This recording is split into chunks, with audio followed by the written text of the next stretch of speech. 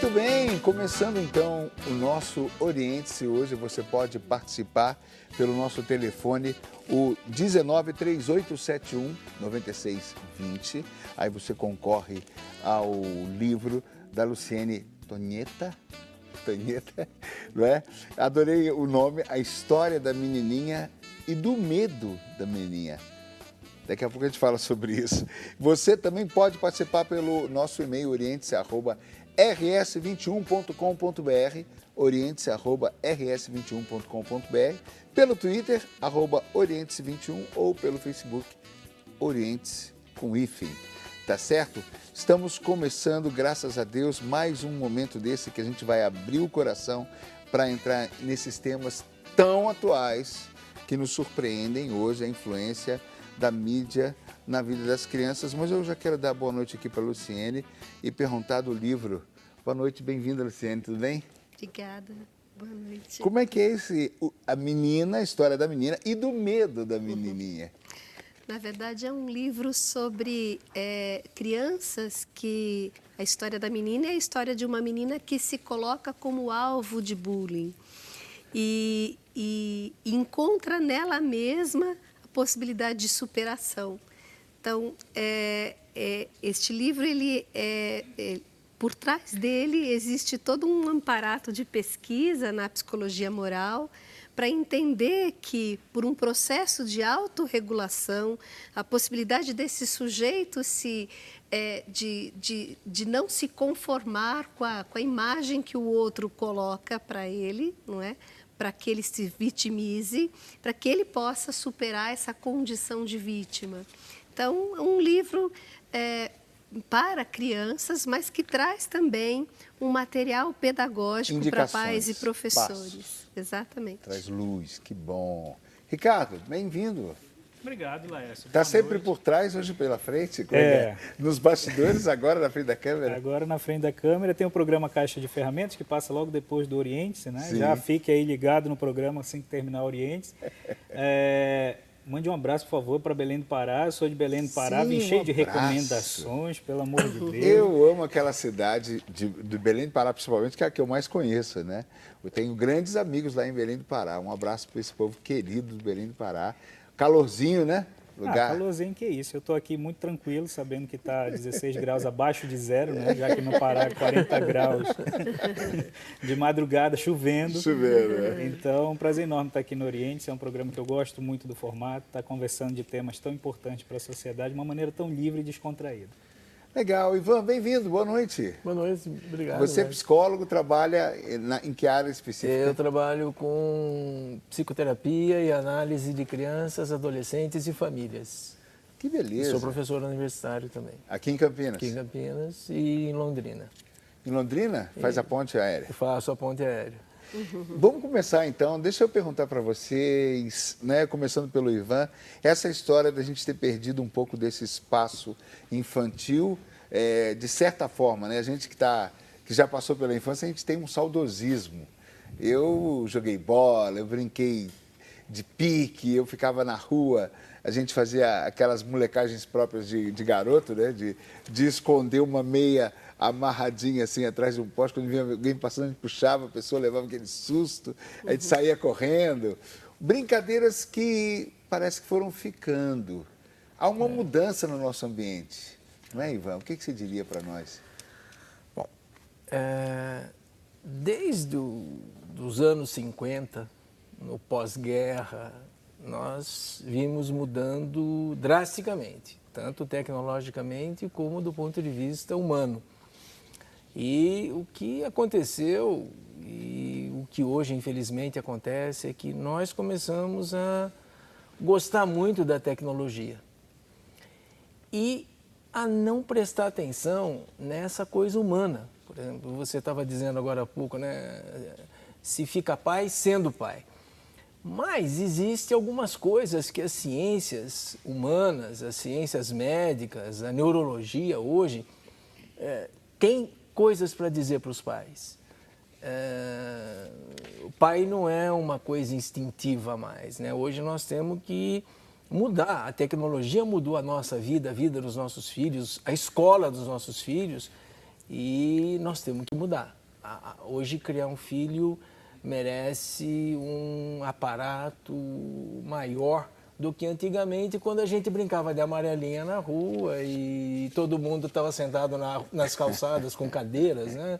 E todo mundo, aos olhos de todo mundo, se via. Em algumas cidades ainda é assim, né? Hoje a gente vive um mix, né? A gente vê algumas cidades do interior que o pessoal ainda está sentado na cadeira, na calçada, assistindo o jogo de bola da molecada e acontecendo alguma coisa numa noite de verão.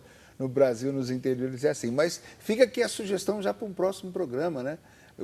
A escola dos pais que são pais hoje, né? Aprendendo a ser pai no tempo de hoje. Mas eu percebo que há uma mudança, e a gente conversa muito sobre isso, não é? Principalmente os pais jovens lamentam um pouco, né?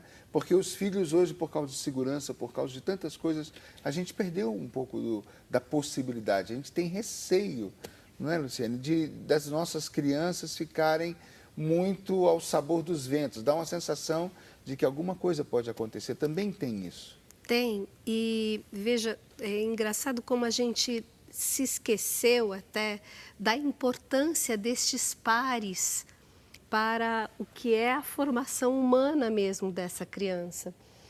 Hoje as pesquisas na psicologia moral, por exemplo, vão mostrando que uma virtude que a gente até então achava tão bela e ao mesmo tempo a gente achava que por discursos ela era construída, como a generosidade, por exemplo, é uma virtude que nos falta hoje bastante, construída na relação com os pares. Ou seja, quando uma criança pode se sensibilizar com a dor da outra, quando ela pode se comover com a dor da outra e representar a sua dor. Então, veja, por que eu estou dizendo isso? Porque nós não temos hoje o que naturalmente nós tínhamos há 30 anos atrás, que era a convivência entre as crianças. Tanto que, você tocou nisso, mas lembra, se brigasse na rua e levasse a briga para casa, apanhava de novo, né? Ou seja, é porque os problemas eram, de fato, pertencentes aos pares. Hoje, nós não temos isso como pais, porque prezamos pela questão mesmo da segurança das crianças, mas nós também não, porque também não sabemos, mas nós temos um número enorme de adultos com os quais a criança convive e que são importantes, sim, para a formação moral, mas não são importantes somente eles, ou não são suficientes para a formação humana desse sujeito, que são os pares. Agora, o que a gente vai dizer se, por exemplo, se essas crianças já não têm nem os quintais e ainda têm menos na escola em que elas têm maior possibilidade de convivência com os seus iguais, se as escolas também continuam atrasadas a ponto de não permitir a convivência entre as crianças, só restando os recreios e talvez as aulas de educação física, que é onde explodem exatamente os problemas maiores de violência. Semana passada a gente falava justamente da situação das escolas e nós comentávamos esse atraso, essa falta, essa necessidade de uma modernização. Ricardo, você é consultor da educação. Os pais estão receosos, ao mesmo tempo os brinquedos facilitaram, né? Agora a criança brinca sozinho, o brinquedo fala com ela, conversa com ela, ela pergunta, ele responde automaticamente. Como é que fica essa situação agora, Ricardo? Lécio, eu sou fruto dessa geração tecnológica, né? Eu venho lá dos anos 80, não vou dizer a data, lá dos anos 70, finalzinho. Sou do século passado, né? Falo isso em escola. Então, eu acompanhei todo esse desenvolvimento tecnológico e, assim, eu tive todas as plataformas de videogame que saíram na época, assistia... Então, você conhece o Atari? Você quer disputar qual? Enduro, River Raid, Pitfall, Pac-Man? Tá certo. Então, essa é exatamente a minha zona de pesquisa. E diz assim, mas por que esta zona de pesquisa? Porque as coisas mudaram muito. Um jogo de videogame, por exemplo, como você citou, o Atari juntava a família inteira. Então, você jogava com seu pai, com a sua mãe, com seu irmão, às vezes com um vizinho, uma competição de Pac-Man, alguma coisa do gênero, que durava ali no máximo 1 hora, 1 hora e meia de jogabilidade. Os games de hoje mudaram, né? O game hoje dura 4, 5, 6 dias, a criança joga sozinho, o adolescente joga sozinho e muitas vezes nem termina o jogo, no caso do game online. Então faltava esse profissional que fosse adulto, que fosse da área de educação e que também soubesse um pouco interagir com essas novas mídias. Então os adultos hoje meio que se...